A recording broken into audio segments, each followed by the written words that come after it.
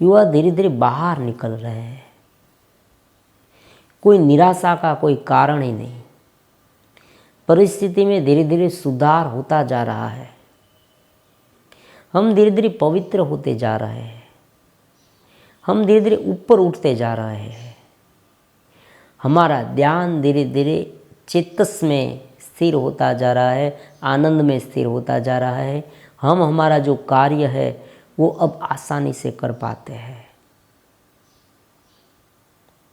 ये सब धारणाएं हमें निरंतर करती रहनी होगी, क्योंकि जब तक कोई धारणा नहीं होगी तब तक हम यूं ही भटकते रहेंगे। एक स्थिरता की बहुत आवश्यकता है,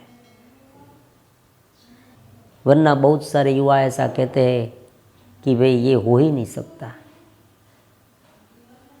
ये बात गलत है। होता है, बहुत सारे लोग करते हैं और उनके पास कोई एम भी है, वो अपने कार्य में लगातार आगे बढ़ते रहते हैं। तो इस तरह से इनका पालन कीजिए और एक एम के साथ कीजिए। कुछ जीवन में हौसला रखिए, कुछ ध्येय रखें और उस ध्येय को फुलफिल करने के लिए ये साधना हम कर रहे हैं, ऐसा बार बार सोचते रहे। क्योंकि एक बार सोच थोड़ी सी कमज़ोर हुई, दूसरी दिशा पर चली गई, तो तुरंत ही हमारा पूरा जो अस्तित्व है वो वहाँ पर चला जाएगा।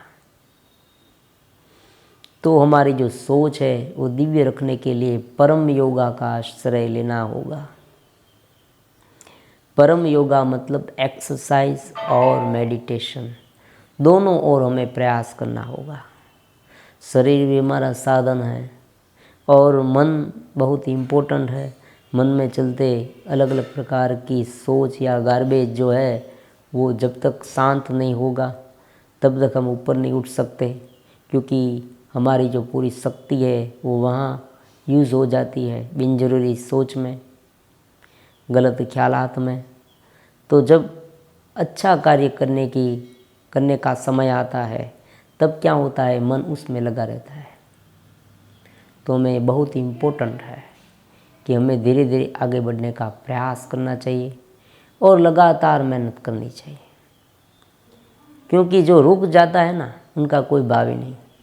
क्योंकि भविष्य में इन फ्यूचर जो हमें मुश्किलें आने वाली है उनके लिए हमें आज से ही तैयारी करनी होगी। अगर मैं आपको एग्जाम्पल देता हूँ, मान लीजिए कोई एक छोटा सा बच्चा है, अगर हम उसे पढ़ाए नहीं तो हम सब जानते हैं कि पढ़ना लिखना जब बच्चा है तब उनके लिए ज़रूरी नहीं है। मतलब बच्चे का माँ बाप तो है, पेरेंट्स है, वो उनका लालन पालन भी करते हैं, उन्हें जो ज़रूरी चीज़ है वो तुरंत दे देते हैं। तो हम अगर ये सोचें कि उसे पढ़ाना लिखाना कोई ज़रूरी नहीं तो क्या होगा। लेकिन हम ये नहीं सोचते, क्योंकि हम ये सोचते हैं कि भविष्य में उनका क्या होगा। तो इस तरह की साधना हमें अगर हमने युवा में की है तो अगले समय में, आने वाले समय में हमें बहुत ही लाभ मिलने वाला है। उस साधना से हमें बहुत फल मिलने वाला है।